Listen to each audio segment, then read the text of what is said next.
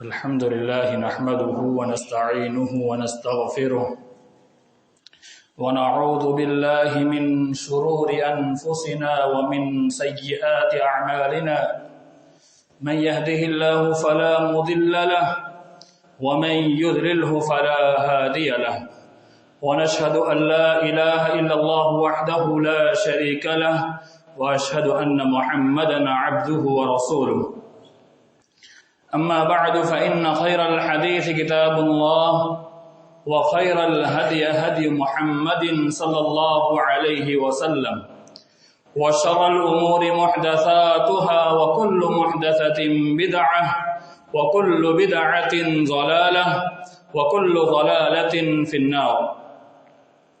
أعوذ بالله من الشيطان الرجيم. يرفع الله الذين آمنوا منكم والذين أوتوا العلم درجات. وقال النبي صلى الله عليه وسلم طلب العلم فريضة على كل مسلم. رواه ابن ماجہ وحسنہ والبانی رحمہ اللہ.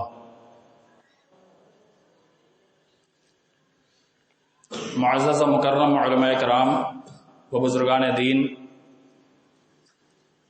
علم کی پیاس بجھانے آئے ہوئے طلبہ عزیز، حاضرین جمعہ، خواتین، اللہ رب العالمین نے ہم انسانوں کو اس دنیا میں پیدا فرمایا. اللہ رب العالمین کی جتنی تعریف بیان کی جائے اتنی کم ہے. اللہ رب العالمین کا ہم پر بے انتہا احسان ہے کہ جس نے ہمیں عقل سلیم عطا فرمائی، سوچنے کی طاقت عطا فرمائی اور سمجھنے کا مادہ عطا کیا. اللہ رب العالمین نے ہمیں ایسی عقل عطا فرمائی کہ جس عقل کے ذریعے سے ہم صحیح اور غلط کے درمیان تفریق کرتے ہیں، یہ اللہ کا ہم پر بہت ہی بڑا انعام ہے، اکرام ہے. لیکن ہم انسان ہونے کے ناطے سے سمجھ نہیں پاتے ہیں. اللہ رب العالمین نے ہماری رہنمائی کے لیے، بالخصوص امت محمدیہ کی رہنمائی کے لیے، آخری نبی تاجدار مدینہ محمد مصطفیٰ احمد مجتبیٰ صلی اللہ علیہ وآلہ وسلم کو مبعوث فرمایا. محترم سامعین، آج کے انشاءاللہ اس خطبے میں جو وقت خطبے کا ہے اس کے اندر اللہ نے جتنی توفیق دی، اس توفیق کے مطابق دلائل کی روشنی میں علم کے تعلق سے کچھ باتیں آپ کے سامنے پیش کرنے کی کوشش کروں گا. اللہ سے دعا ہے اللہ رب العالمین مجھے صحیح اور حق کہنے کی توفیق عطا فرمائے اور آپ تمام کو اللہ کے خاطر سننے کی توفیق عطا فرمائے. مجھے اور آپ تمام کو کئی باتوں پر عمل کی توفیق عطا فرمائے. آمین. محترم سامعین، علم ایک ایسا سمندر ہے جس میں انسان جتنا گوتا لگائے گا، گوتا لگانا کہتے ہیں جیسے ہم پانی میں کودتے ہیں تو انسان نیچے چلا جاتا ہے، اسے کہتے ہیں گوتا لگانا. انسان جتنا گوتا لگائے گا اسے اتنا ہی کم ملے گا. وضاحت کہ انسان جتنا اندر جاتا جائے گا، علم ایک ایسا سمندر ہے جس کی کوئی انتہا نہیں ہے. انسان جتنی محنت کرے گا، کوشش کرے گا، تغودو کرے گا، جتنا اندر گھسنے کی کوشش کرے گا، انسان کو اتنا علم حاصل ہوگا. محترم سامعین، علم یہ ایک ایسا وسیع چیز ہے کہ کوئی انسان دنیا میں یہ دعویٰ نہیں کر سکتا کہ میں ہر چیز کا جاننے والا ہوں۔ ہر چیز کا علم صرف اللہ رب العالمین کو ہے، ہر چیز کو جاننے والا صرف اللہ رب العالمین ہے۔ اس دنیا میں جتنے انسان ہیں ان کے پاس تھوڑا سا علم ہے۔ ائمہ کے اقوال دیکھے جائیں تو سارے کے سارے ائمہ کہتے ہیں کہ سمندر میں انگلی ڈالی جائے اور انگلی ڈالنے کے بعد اس انگلی سے جو قطرے گرتے ہیں اتنا علم ان کے پاس ہوا کرتا تھا۔ تو علم کا دعویٰ کرنا یہ بیوقوفی اور حماقت ہے۔ اللہ رب العالمین نے ارشاد فرمایا یرفع اللہ الذین آمنوا منکم والذین اوتوا العلم درجات، کہ اللہ رب العالمین ان کے مرتبے کو بلند کرتا ہے جو تم میں مومن ہیں، ایمان لائے ہوئے ہیں۔ والذین اوتوا العلم درجات، اور ان لوگوں کے درجات کو بلند کرتا ہے جو علم رکھنے والے ہیں، جو صاحب علم ہے، علم حاصل کرنے والے ہیں۔ تو اس دنیا کے اندر سب سے بلند مرتبہ ان کا ہوا جو علم والے ہیں۔ اب علم سے کیا مراد ہے؟ یہاں علم سے مراد شریعتی علم ہے، کتاب و سنت کا علم ہے، دین کے مسائل کا علم ہے، کہ جو دین کے مسائل میں عبور رکھنے والے ہیں، جاننے والے ہیں، وہ اللہ کے نزدیک سب سے بلند مرتبہ پر فائز ہے۔ اب دنیا کے اندر علم کی دو قسم کر دی گئی۔ یہ علم کی دو قسم کوئی نبی صلی اللہ علیہ وسلم کے زمانے سے نہیں ہے، یہ اہل تصوف کا جب دور شروع ہوا، یعنی صوفیوں کا دور جب آیا، ان صوفیوں نے علم کے دو قسم بنا دی، دنیاوی علم اور دینی علم۔ کوئی حقیقت نہیں اس کی، کوئی حقیقت نہیں۔ دنیاوی علم، دینی علم، کوئی حقیقت نہیں ہے۔ دین دنیا سے لوگوں کو بے رغبت کرنے کے لیے یہ تقسیم کر دی گئی کہ صرف دین کا علم حاصل کیا جائے، جبکہ شریعت کا علم ہوتا ہے، دین کا نہیں۔ اور دنیاوی تعلیم، میتھ، سائنس اور دیگر جتنے علوم ہیں انہیں دنیا سے جوڑ دیا گیا، کوئی حقیقت نہیں اس کی۔ دینی تعلیم یعنی شریعت کی تعلیم آپ دنیاوی تعلیم سے الگ نہیں کر سکتے۔ میراث کے مسائل کو جاننے کے لیے آپ کو میتھس کی 100% ضرورت پڑے گی۔ آپ کو دنیا میں جتنی چیزیں ہیں ان پر معائنہ کرنے کے لیے آپ کو سائنس کی ضرورت پڑے گی۔ تو علم دونوں کو لے کر چلنا یہ انتہائی ضروری ہے، لیکن شریعت کا علم حاصل کرنا اس کی فضیلت ضرور آئی ہوئی ہے۔ آج آپ دیکھیے علم کے اعتبار سے مسلم قوم سب سے پیچھے نظر آتی ہے۔ کس اعتبار سے؟ آج دیکھیے ہر جگہ پر جب مسلم قوم کا تذکرہ ہوتا ہے تو مسلمان دیگر اقوام سے زیادہ ہے، لیکن تعلیمی معیار میں ان کی اسکولوں کی کاؤنٹنگ کی جائے، ان کی کالجوں کی کاؤنٹنگ کی جائے، ان کی یونیورسٹیز کی کاؤنٹنگ کی جائے تو مسلمان کے پاس صرف 2% اسکول، کالج، یونیورسٹی نظر آتی ہے۔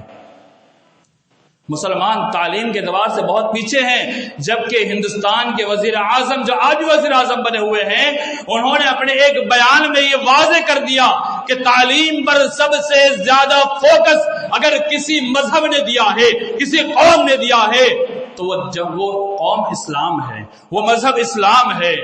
اسلام نے سب سے زیادہ تعلیم پر فوکس کیا ہے، لیکن مسلمان اسی تعلیم سے سب سے زیادہ پیچھے ہیں۔ آج ڈاکٹر دیکھیے مسلمان کتنے نظر آتے ہیں، انجینئر دیکھیے مسلمان کتنے نظر آتے ہیں، وکیلوں کی ضرورت پیش آتی ہے ہمیں غیروں کے پاس جانا پڑتا ہے، ججز کتنے ہمارے پاس ہے۔ اگر کاؤنٹنگ کیا جائے تو مسلم قوم تعلیم سے بہت پیچھے ہیں۔ اس کی ایک وجہ یہ بھی ہے کہ مسلمانوں کو ہر تقریروں کے اندر، ہر خطاب کے اندر یہ کہا جاتا ہے کہ تمہیں اس دنیاوی تعلیم نہیں حاصل کرنا ہے، صرف دین میں لگ جاؤ، دینداری دینداری۔ دینداری اس کا نام نہیں ہے جسے ہم سمجھتے ہیں۔ آپ دنیاوی تعلیم کو ضرورت کے اندر حاصل کیجئے۔ آج دیکھیے مسلمانوں کے کتنے کیسز کارنر میں پڑے ہوئے ہیں، کتنے مسلمان نوجوان آج جیلوں کی سلاخوں کے پیچھے بیٹھے ہوئے ہیں، آج کتنے مسلم نوجوان ایسے ہیں جو ناجائز طور پر مجرم بنائے گئے ہیں، آج نہ جانے کتنے مسلم ایسے ہیں جو ناجائز طور پر ان پر کوئی جرم لاگو نہیں ہوتا، لیکن نہ جانے کتنے کلم لگا کر کے آج جیلوں میں انہیں ڈھایا گیا ہے۔ اور ایسے ایسے ظلم ڈھائے جاتے ہیں. اس کی وجہ یہ ہے کہ ہم مسلم کمیونٹی کے پاس وکلا نہیں ہے لیکن ایک دو میں کیا شمار ہوتا ہے. آج ہمارے پاس ججز نہیں ہے. آج دیکھیے جب مسلم قوم کی بیٹی کی ڈیلیوری کا موقع آتا ہے مرد کو ڈیلیوری کرنی پڑتی ہے, اور وہ بھی کون سا مرد؟ یہ غیر مسلمان ڈاکٹر کا نظر آتے ہیں. آج دیکھیے اکثر ڈاکٹر, آج جو گورنمنٹ کا ایک جو حربہ چلا ہوا ہے کہ نسل کم کی جائے, تو اس کے اندر اکثر غیر مسلم ڈاکٹر مشورہ دے دیتے ہیں کہ تم بچہ پیدا کرو گی تو مر جاؤ گی, تمہیں یہ ہو جائے گا وہ ہو جائے گا. کیوں؟ یہ غیر مسلم ڈاکٹر یہ کبھی ہمارے لیے بھلائی نہیں سوچ سکتے ہیں. ہمارے پاس ڈاکٹر کہاں ہے؟ ہمیں ڈاکٹر پیدا کرنے کی ضرورت ہے, ہمارے پاس انجینئر پیدا کی ضرورت ہے. اور پولیس کمیونٹی کے اندر دیکھیے کتنے مسلمان پولیس نظر آتے ہیں. آج دیکھیے ایک غیر مسلم پکڑا جائے گا, اس کے طرفداری کرتے ہوئے ایک غیر مسلم پولیس اس کو چھوڑ دے گا. اگر مسلم پکڑا گیا تو اس کو چھوڑنے کی کوئی سبیل نظر نہیں آتی ہے. وجہ کیا ہے؟ وجہ یہ کہ ہم نے ایک طرفہ سوچ رکھ کر کے آج مسلم بچوں کو ہم نے ایجوکیشن سے بہت دور کر دیا ہے. دینی تعلیم کے ساتھ ساتھ شریعتی تعلیم کے ساتھ ساتھ ہم دنیاوی ساری تعلیم کو اپنے بچوں کو دیں. ہمارے پاس چند ڈاکٹر ہو, چند انجینئر ہو, چند وکیل ہو, چند ججز ہو, اور جتنی تعلیم اس دنیا کے اندر ہے ہر میدان میں ہمارے مسلموں کا ہونا ضروری ہے. آپ کو معلوم ہونا چاہیے یہ غیر اقوام نے دنیا کے اندر قبضہ کیسے پایا. آج ہم روتے ہیں, چڑچڑاتے ہیں کہ 50-60 ممالک ہمارے ہیں, مسلمانوں کے ہیں, لیکن پھر بھی مسلمان پریشان. وجہ یہی ہے کہ ایجوکیشن کے اندر مسلمان سب سے پیچھے ہیں, اور غیر قوم اس وقت تک خاموش تھی جب تک ان کے پاس ایجوکیشن نہیں تھا. آج ان کے پاس ایجوکیشن ہے, تعلیم ہے, شکشا ہے, تو آج دنیا پر قبضہ کرنے کے لیے تیار ہے. آج یہودی کو دیکھیے, نصرانی کو دیکھیے, مسلمانوں کے مقابلے میں کچھ بھی نہیں ہے, 2% 3% ہے, لیکن دنیا پر آج حکومت کر رہی ہے. وجہ ہے کہ ان کے پاس ایجوکیشن ہے, تعلیم ہے. تو تعلیم ہمارے لیے بہت ضروری ہے. تعلیم کے بغیر ہماری زندگی ادھوری ہے. تو تعلیم کے میدان میں ہم اپنے بچوں کو لگائے, اور اپنی جو سوچ بنی ہوئی ہے پڑھ کے کیا کریں گے, بہت کچھ کر سکتے ہیں. آپ پڑھا کے تو دیکھیے میرے اسلامی بھائیوں. تو تعلیم انسان کے زندگی کو بڑھانے کے لیے, اللہ کے درجات کو بڑھانے کے لیے تعلیم انتہائی ضروری ہے. ہاں یہ بات الگ ہے کہ شرعی امور کی جو تعلیم ہے وہ سب سے اعلیٰ ہے. نبی آخر زمان صلی اللہ علیہ وسلم نے فرمایا خیرکم من تعلم القرآن وعلمہ, تم میں سب سے بہتر وہ ہے جو قرآن کو سیکھتا ہے اور قرآن کو سکھلاتا ہے. دیکھیے پہلا پہلو دیکھیے اس حدیث کے اندر نبی صلی اللہ علیہ وسلم نے فرمایا تم میں سب سے بہتر وہ ہے جو قرآن کو پہلے سیکھتا ہے. تو سکھانے کے لیے تعلیم کا ہونا ضروری ہے. آپ اس وقت سکھلا سکتے ہیں جب آپ خود سیکھے ہوئے ہو. تو پہلا پہلو خود سیکھے, اس کے بعد سکھلائے, تو قرآن کو پڑھانے والے, قرآن کو سکھلانے والے سب سے بہتر ہیں. ایک حدیث بخاری شریف کی روایت, ان افضلکم, تم میں سب سے افضل ترین وہ ہے من تعلم القرآن وعلمہ, جو قرآن کو سیکھے اور قرآن کو سکھلائے. دیکھیے یہاں پہ ایک پہلو نظر آتا ہے کہ آج جو بردر حضرات جو گھوم رہے ہیں, بردر کہتے کہ اس کو سن لیجئے, بردر وہ ہے جن کے پاس علم نہیں ہے, چند کتابیں پڑھ لی, یوٹیوب سے چند تقریریں سن لی, گوگل سے سرچ کر کے 10 12 15 20 25 مسائل جان لیے, علماء سے فون کر کے واٹس ایپ کے ذریعے سے چند مسائل جان لیے, اسٹیج پہ کھڑے ہو کر کے لمبی لمبی تقریریں جھاڑنے والے, اور نہ علم نہ ہونے کے باوجود بھی آج دعوتی کام میں اترنے والے, اس کو بردر کہا جاتا ہے. ان بردر سے آج بہت سارے اہل الحدیث متاثر ہیں اور گمراہی کے دہاڑے پہ کھڑے ہیں. آج اہل الحدیث کا ایک طبقہ منکر حدیث بن چکا ہے, آج اہل الحدیث کا ایک طبقہ اخوانی بن چکا ہے, آج اہل الحدیث کا ایک طبقہ کفر اور ضلالت کے دہاڑے پہ کھڑا ہے.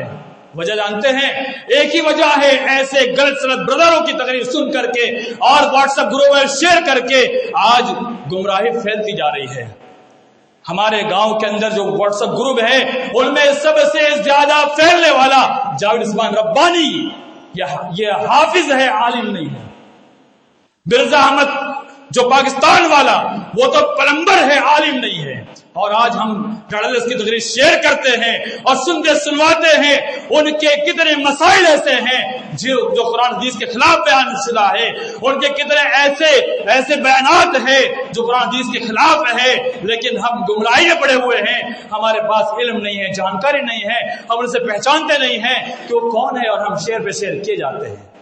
تو حدیث کا پہلو دیکھیے، پہلے خود سیکھے پھر سکھلائے، آپ بغیر سیکھے کسی کو سکھلا نہیں سکتے۔ ایک ڈاکٹر اسی سے پڑھ کر ڈاکٹر بنتا ہے جو اس کا ماہر ہو، جو سرٹیفکیٹ یافتہ ہو۔ ایک ڈاکٹر اسی سے پڑھتا ہے جو علم، اس ڈاکٹری کے علم کے اندر ایک بلند مقام پر فائز ہو، اس سے علم حاصل کر کے وہ ڈاکٹری کرتا ہے۔ لیکن علم کے معاملے میں، شریعتی علم کے معاملے میں ہم اتنے کوتاہ نظر آتے ہیں، ہم جس کو چاہتے کلپ سننا شروع کر دیتے ہیں اور اس کے اختلاف کو، مسائل کو علماء کے سامنے لا کر کے پیش کرتے ہیں اور کہتے ہیں ہم نے فلاں کی تقریر سنی تھی، اس نے ایسا بیان دیا، آپ ایسا بول رہے ہیں۔ ارے وہ جاہل آگے یا علماء آگے ہیں؟ وہ جاہل ہے، جاہل۔ ایک اور فیض سعید، اس کی تقریر بھی بہت زیادہ سنی جاتی ہے، یہ ایڈوکیٹ وکیل ہے، عالم نہیں ہے۔ اس کی ایک دو کلپ ایسی وائرل ہوئی جس نے قرآن کی آیت کو غلط پڑھا، ترجمہ بھی غلط کیا اور اپنی منمانی تشریح بھی غلط کر رہا ہے۔ اس سے معلوم ہوتا ہے اس کے علم نہیں ہے۔ اور نہ جانے کتنے ایسے یوٹیوب پر گھوم رہے ہیں ہم، جن کے تقریروں کو سن کر کے ہم خود گمراہ ہو رہے ہیں۔ تو اس حدیث کا پہلو کہ پہلے علم کو حاصل کیا جائے، اس کے بعد علم کو لوگوں میں پہنچایا جائے۔ آئیے ایک حدیث آپ کے سامنے اور پیش کروں، بہت جامع روایت ہے۔ حضرت نافع بن عبد الحارث روایت کرتے ہیں کہ اسفان میں حضرت عمر رضی اللہ تعالیٰ عنہ سے ان کی ملاقات ہوتی ہے، اور اسفان میں حضرت عمر رضی اللہ تعالیٰ عنہ سے حضرت نافع بن عبد الحارث سوال کرتے ہیں۔ یہ حارث بن عبد النافع وہ ہے جو مکہ کے اندر جنہیں حضرت عمر رضی اللہ تعالیٰ عنہ ذمہ دار بناتے تھے۔ حضرت نافع بن عبد الحارث نے پوچھا کہ آپ نے آج کل کس کو ذمہ دار بنایا ہوا ہے؟ حضرت عمر نے فرمایا ابن عز کو میں ذمہ دار بنایا ہوا ہے۔ حضرت نافع بن عبد الحارث نے پوچھا یہ ابن عز کون ہے؟ حضرت عمر رضی اللہ تعالیٰ نے فرمایا یہ آزاد کردہ غلام ہے۔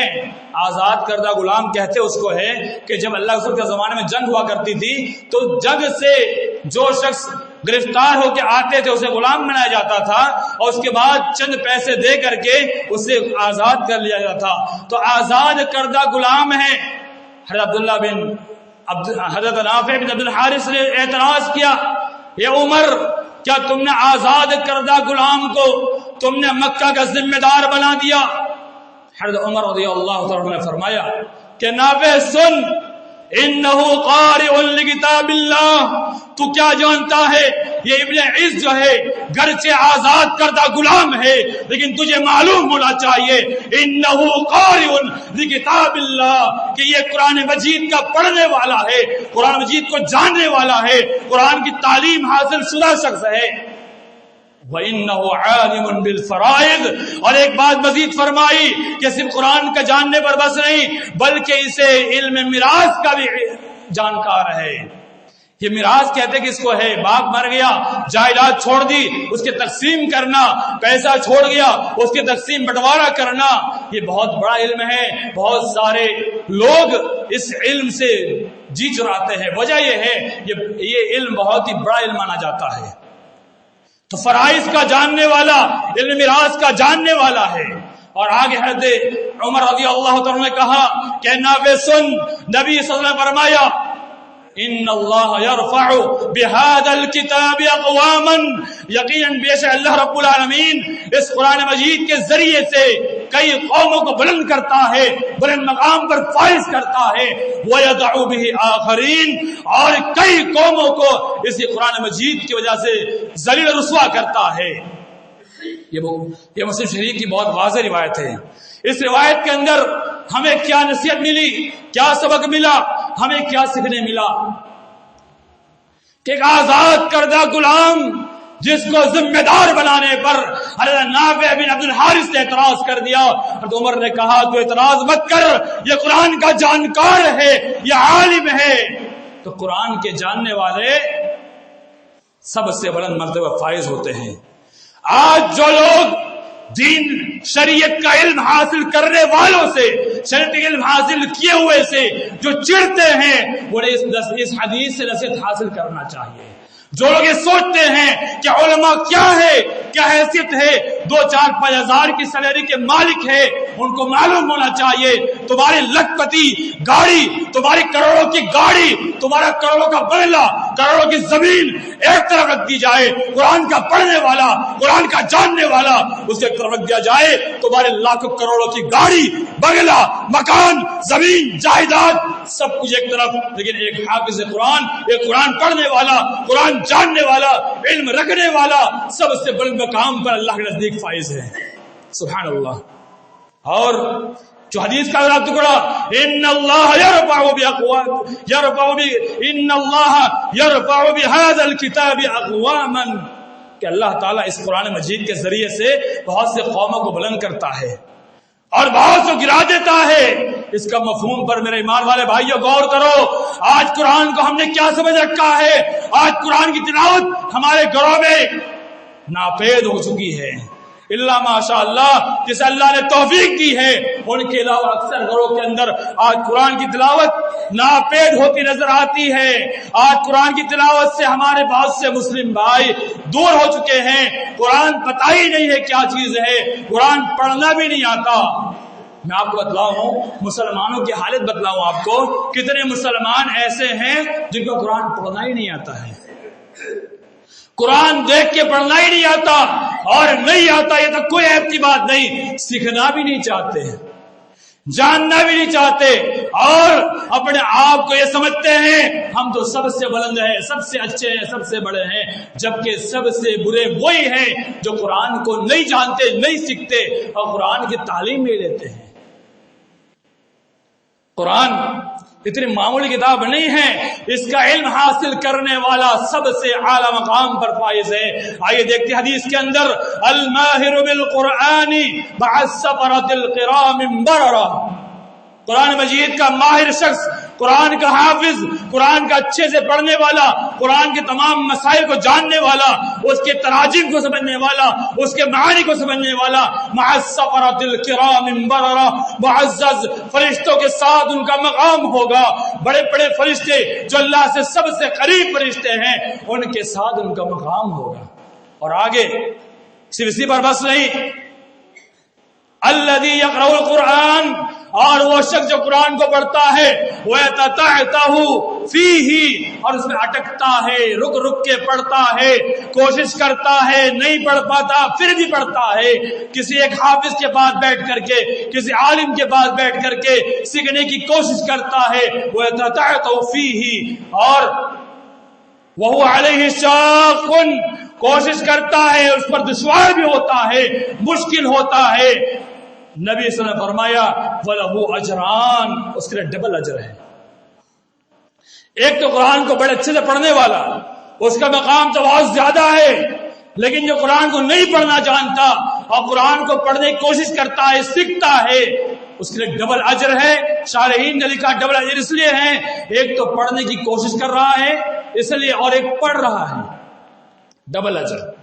بخاری شریف کی روایت۔ آئیے ایک روایت آپ کے سامنے اور پیش کروں، یقال لصاحب القرآن، قرآن والے سے کہا جائے گا، یعنی قرآن کو پڑھنے والے سے کہا جائے گا، قرآن کے جاننے والے سے کہا جائے گا، اقرا، تو پڑھ، اور ایک روایت میں ورتل کما کنت ترتل فی الدنیا، قرآن کو ترتیل سے پڑھ، قرآن کو اچھے سے پڑھ جیسا کہ دنیا میں پڑھا کرتا تھا۔ فإن منزلتك آخر آیۃ تقرأها، آدمی کی آخری منزل وہاں پر ہے جہاں پر اس کی آخری آیت ہوگی۔ نبی صلی اللہ علیہ وسلم نے فرمایا تو اس کو پڑھتا جا، اقرأ ورتقی، حدیث کا پہلا جملہ میں نے بعد میں اس لیے بیان کر رہا ہوں تاکہ آپ کو سمجھا سکوں۔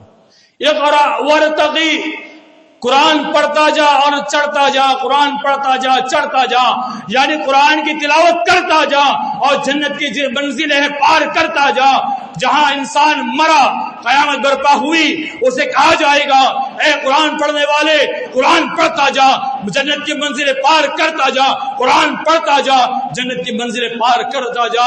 اور قرآن پڑھتے ہوئے جہاں پر اس کی آیت ختم ہو جائے گی، جہاں اس کی آواز بند ہو جائے گی، جہاں اس کی تلاوت بند ہو جائے گی، وہ آخری منزل ہوگی۔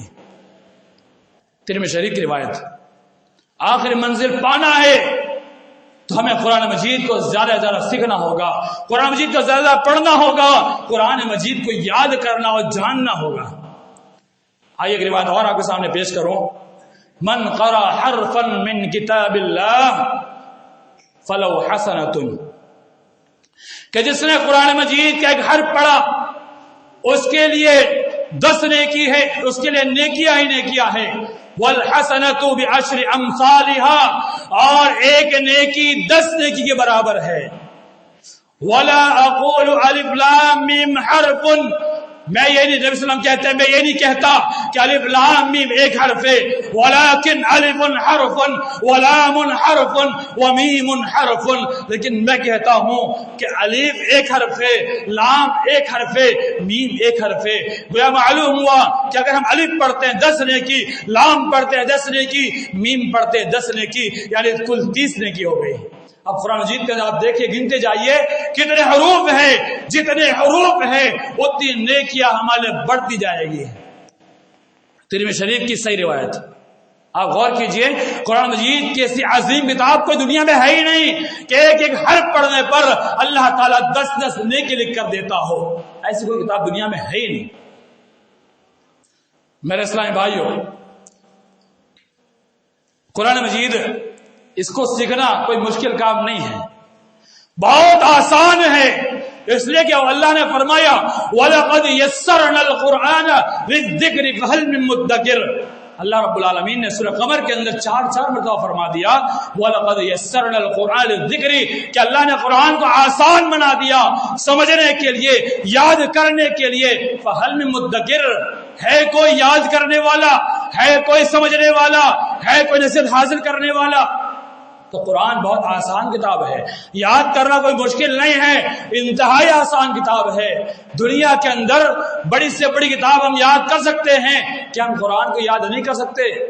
اگر ہم پورا سائنسی علوم حاصل کر سکتے ہیں، ہم طب کا، ڈاکٹری کا پورا علم حاصل کر سکتے ہیں، اور قرآن کو اگر ہم نہیں سیکھ سکتے ہیں تو ہمیں اپنے ایمان کا جائزہ لینا چاہیے، ہمیں اللہ سے توفیق مانگنی چاہیے، اللہ سے ہدایت مانگنی چاہیے۔ اگر ہم نے اللہ سے توفیق نہیں مانگی تو یہ دل ہمارا ایسا ہے جو ہمارے من مانی زندگی گزارنے پر ہمیں آمادہ کر دیتا ہے، اور دل کہتا ہے کہ تیرے من میں جو آئے تو ویسا کر لے۔ قرآن کو سیکھنا بہت آسان ہے۔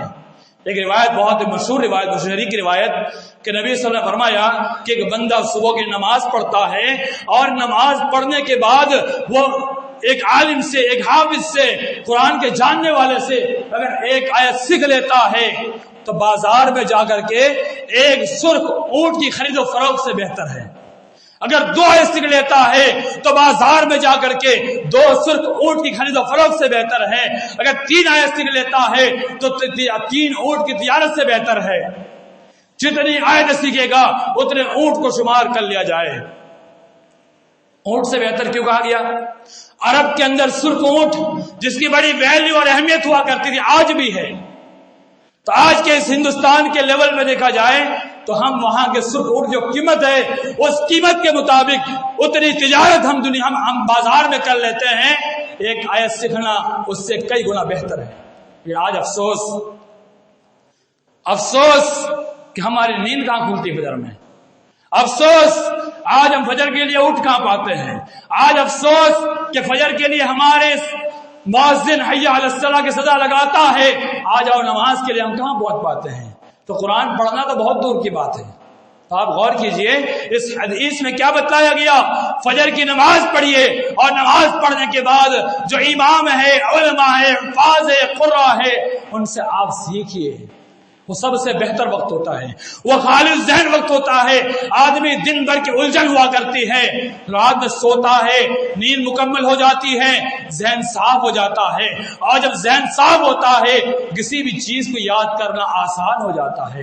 آپ یہ طلبہ بیٹھے ہوئے ہیں، ان سے پوچھئے رات میں یاد کرنے کے بعد بھی انہیں پکا نہیں ہوتا ہے، جو سبق فجر بعد وہ پڑھتے ہیں انہیں بڑے اچھے سے یاد ہو جاتا ہے۔ کیوں؟ وجہ یہ کہ اس وقت ذہن بالکل خالی ہوتا ہے، فریش ہوتا ہے، صاف ہوتا ہے، اس وقت یاد بڑی جلدی ہو جاتا ہے۔ تو قرآن اس دنیا کے اندر سب سے معزز کتاب ہے، جس کی گواہی قرآن نے خود دی ہے۔ قرآن نے کہا کہ ستاروں کے جو ٹھہرنے کی جگہ ہے اس کی قسم کھاتا ہوں، اور کہا یہ قسم کھانا میرے کوئی معمولی بات نہیں ہے۔ اس کے بعد فرمایا کہ قرآن مجید جو ہے یہ بڑی ہی لوح محفوظ کے اندر ایک جگہ پر رکھی ہوئی ہے، محفوظ کتاب ہے، اور یہ قرآن ہے جس کی حفاظت ذمہ داری اللہ نے خود دے رکھی ہے۔ اِنَّا نَحْنُ نَزَّلْنَا الذِّكْرَ وَإِنَّا لَهُ لَحَافِظُونَ، کہ قرآن کو ہم نے نازل کیا ہے اور اس کی حفاظت ذمہ داری بھی ہم لیتے ہیں۔ تو اس سے بڑھ کر کتاب جس کی تعلیم حاصل کرنے میں ہم کیوں پیچھے نظر آتے ہیں؟ ہم قرآن کو سیکھے، قرآن کو سکھلائے، قرآن کو پڑھے، صرف قرآن کو ریڈنگ نہیں، ریڈنگ پر ثواب ضرور ملے گا، لیکن قرآن کا جو مقصد ہے وہ مقصد حاصل نہیں ہوگا۔ تو قرآن کو سمجھے، قرآن کا معنی کو جانے، تفسیر کو جانے، سب کچھ سیکھ لے تاکہ ہمارا مرتبہ اللہ رضی سب سے بلند ہو جائے۔ اللہ تعالیٰ تمام مسلمانوں کو چلے تاکہ ہمارا مرتبہ اللہ رضی سب سے بلند ہو جائے۔ اللہ تعالیٰ تمام مسلمانوں کو شریعت کا علم بالخصوص حاصل عطا فرمائے، آمین۔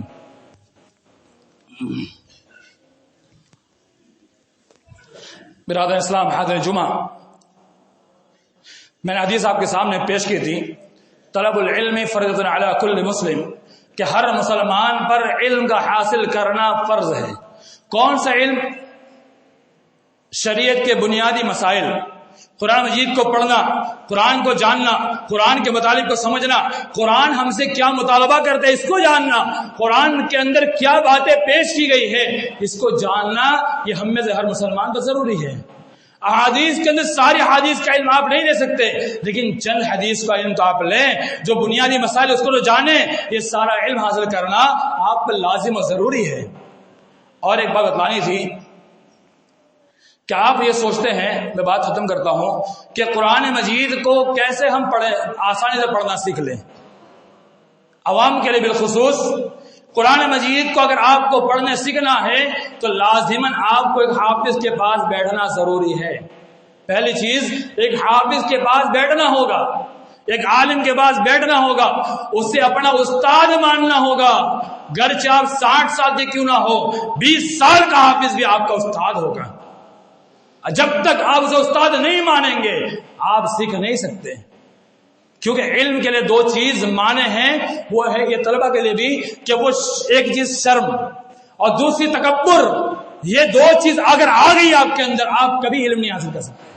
تکبر، میں تو بہت بڑا ہوں، میرا مرتبہ بڑا ہے، میں تو عمر میں بڑا ہوں، چھوٹے بچے سے پڑھوں گا، یہ تکبر۔ اور شرم، ارے یار میں جاؤں گا کتنے لوگ کیا سمجھیں گے، وہ حافظ کیا سمجھے گا، وہ عالم کیا سمجھے گا۔ یہ دو چیز جب اگر آ گئی آپ کے اندر آپ کبھی علم حاصل نہیں کر سکتے۔ آپ کو ایک استاد بنانا ہوگا، اس کے پاس بیٹھنا ہوگا، وہ جو سبق دے گا اس سبق کو یاد کرنا ہوگا، اور یاد کرنے کے لیے سب سے آسان طریقہ یہ ہے، ایک ہی یاد کیجئے، اس کو 6 مرتبہ 7 مرتبہ پڑھیے دیکھ کر کے، خوب اچھے سے پڑھیے، انشاءاللہ آپ کو قرآن پڑھنا آ جائے گا، اور یہ گارنٹیڈ آپ کو کہتا ہوں قرآن پڑھنا آ جائے گا۔ کیوں؟ یہ بچے چھوٹے چھوٹے جو حفظ کر رہے ہیں، یہ چھوٹے بچے آدھا گھنٹے میں ایک صفحہ یاد کرتے ہیں، زبان یاد کرتے ہیں، تو آپ تو بڑے ہیں، سمجھدار ہیں، آپ کی عقل قبول کرنے کے لائق ہو چکی ہے، یہ چھوٹے بچے آدھا صفحہ ایک صفحہ آسانی سے آدھے گھنٹے میں یاد کر لیتے ہیں، تو آپ کیوں نہیں پڑھ سکتے ہیں؟ تو قرآن کو سب سے پہلے دیکھ کر پڑھنا ہے، اور من تعلم القرآن وعلمہ، کہ قرآن کو سیکھنا سکھلانا صرف ریڈنگ لگانا نہیں ہے، بلکہ قرآن کے مسائل کو بھی جاننا، قرآن کے معانی کو جاننے والا بہتر ہے، قرآن کے مفہوم کو جاننے والا بہتر ہے۔ ہم عربی نہیں جانتے ہیں تو ہم قرآن کو ویسے سن کر کیسے یاد کر رہے ہیں؟ کیسے سمجھ جائیں گے؟ تو اس کے لیے بھی ہمیں ایک استاد کی ضرورت ہے. اگر استاد نہیں بھی آپ اپناتے ہیں تو آپ ترجمے والا، اگر آپ کو اردو پڑھنا آتا ہے کم از کم آپ ترجمے کے سال سے پڑھیے. زندگی میں ایک مرتبہ تو آپ کو ترجمے سے قرآن پڑھنا ہی چاہیے، کیونکہ ایک ہماری دھارمک کتاب ہے، ایک عظیم کتاب ہے، اور اپنے دھرم کی کتاب ہم اگر نہیں جانتے ہیں تو ہم سے بڑا کمتر کون ہو سکتا ہے؟ ترجمہ کے ساتھ پڑھیے، معانی سمجھیے، مفہوم سمجھیے، قرآن ہم سے کیا مطالبہ کرتا ہے اس کو سمجھیے، کیونکہ قرآن کے نزول کا مقصد یہی ہے. شہر رمضان الذی انزل فیہ القرآن ھدی للناس، قرآن کو اس لیے نازل کیا گیا تاکہ وہ تمام لوگوں کے ہدایت کا ذریعہ بن جائے. تو کب بنے گا؟ ہم سے سنتے رہ جائیں گے، دیکھ کے پڑھیں گے نہیں بنے گا، بلکہ اس کے مفہوم کو سمجھے تب بنے گا. اور ایک بات بتلا دو آپ کو، میں بات ختم کرتا ہوں کہ رمضان میں جو تلاوت تراویح ہوتی ہے، تراویح کی تلاوت ہوتی ہے، ہم اکتاتے کیوں؟ اس کی وجہ جانتے ہیں؟ ہم اکتا جاتے ہیں، وجہ جانتے ہیں؟ وجہ یہی ہے ہم قرآن کو نہیں جانتے ہیں، ہم قرآن کو نہیں سمجھتے ہیں. ابھی آپ کے سامنے 35 منٹ خطبہ دیا گیا، قرآن حدیث بیان کی گئی، آپ کیوں نہیں اکتائے؟ اس لیے انہیں اکتا ہے کہ آپ کو بات سمجھ میں آ رہی ہے، جبکہ تراویح یہ بھی 50 منٹ کی ہوتی ہے، اس میں آپ کیوں اکتا جاتے ہیں؟ کیونکہ آپ کو وہاں بات سمجھ میں نہیں آتی ہے. تو قرآن کو جب سمجھیں گے تو آپ کو قرآن کو سننے مزہ آئے گا. حضرت عبداللہ مسعود رضی اللہ تعالیٰ عنہ، ان سے نبی صلی اللہ علیہ وسلم فرمایا ابن مسعود تلاوت کیجئے، تلاوت کیجئے. حضرت مسعود رضی اللہ تعالیٰ عنہ سورہ نساء کی آیت تلاوت کرتے ہیں، اور تلاوت کرتے کرتے آپ 5 پارے کی ایک آیت پر پہنچ جاتے ہیں. فَكَيْفَ إِذَا جِئْنَا مِنْ كُلِّ أُمَّةٍ وَجِئْنَا بِكَ عَلَىٰ هَٰؤُلَاءِ شَهِيدًا، اس آیت پہ جب پہنچتے ہیں اللہ کے رسول وسلم کی آنکھ سے آنسو گرتے ہیں، آپ زڑ اتار روتے ہیں. کون ہے؟ نبی ہے. آپ رو رہے ہیں، آپ کی آنکھ سے آنسو جاری ہے، آپ انتہائی رو رہے ہیں. کیوں؟ قرآن کو سنا، اس کے اندر آپ پر رقت طاری ہو گئی. قرآن کو سنا، آپ کا جذبہ آ گیا، اس کی تاثیر یہی ہے.